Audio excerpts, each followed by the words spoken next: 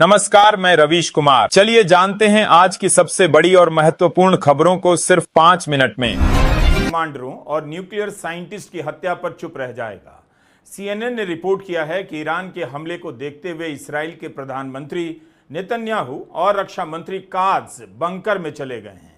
इस्राएल ने ईरान पर हमला कर उसके सैनिक नेतृत्व को खत्म कर दिया, लेकिन इसके बाद भी उसी दिन ईरान ने जिस तरह से हमला किया है कम भयावह नहीं। भले ही ईरान की वायुसेना मजबूत नहीं मानी जाती है, लेकिन ईरान ने अपने इरादों से इस्राएल को डरा तो दिया ही होगा। ईरानी मीडिया में दावा किया जा रहा है कि इस्राएल के 2 लड़ाकू F-35 विमान मार गिराए गए हैं और एक महिला पायलट को भी हिरासत में लिया गया है। देखना होगा कि इस खबर की सच्चाई इस लड़ाई को कैसे प्रभावित करती है। इस्राएल ने इन खबरों को नकार दिया है। ईरान के साथ इस इलाके में कोई नजर नहीं आता, लेकिन इस्राएल के साथ दुनिया की सारी शक्तियां खड़ी हैं। खुद ट्रंप ने कहा है कि दुनिया में सबसे खतरनाक हथियार अमेरिका बनाता है और इस्राएल के पास उसके काफी सारे हथियार हैं, चलाना भी जानता है। ईरान भी यही कहता है कि इस्राएल अपने दम पर नहीं, अमेरिका के दम पर खड़ा है। ईरान के सामने उसके भविष्य का सवाल है। वह बचेगा तो क्या इस्राएल का गुलाम बनने के लिए, या मिटेगा तो अपनी आजादी की रक्षा के लिए।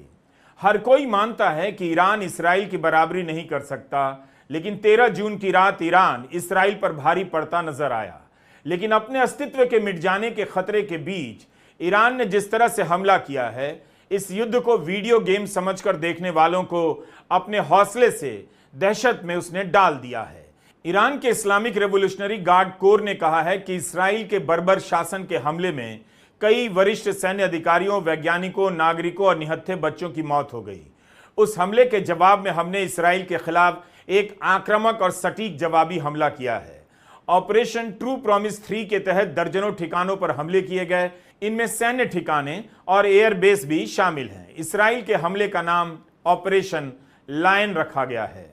इन तस्वीरों की रनिंग कमेंट्री से आप जिंदगी की बसावट को मलबे में बदलते देख रहे होंगे। मिसाइलें आती हुई गिरती हुई देख रहे होंगे, लेकिन इन तस्वीरों में दुनिया के ग्लोबल नेताओं की दोहरी चाल को भी देखिए कि कैसे युद्ध को आत्मरक्षा का नाम देकर इस्राएल 2 साल से हमला किए जा रहा है। ईरान ने इस्राएल की रक्षा कवच को इस बार भी भेद दिया। इस पर बात हो सकती है कि क्या ईरान लंबे समय के लिए इस्राएल पर हमला कर सकेगा, लेकिन अपने चोटी के कमांडरों की हत्या के बाद उसके पास इस युद्ध के अलावा क्या बचा था।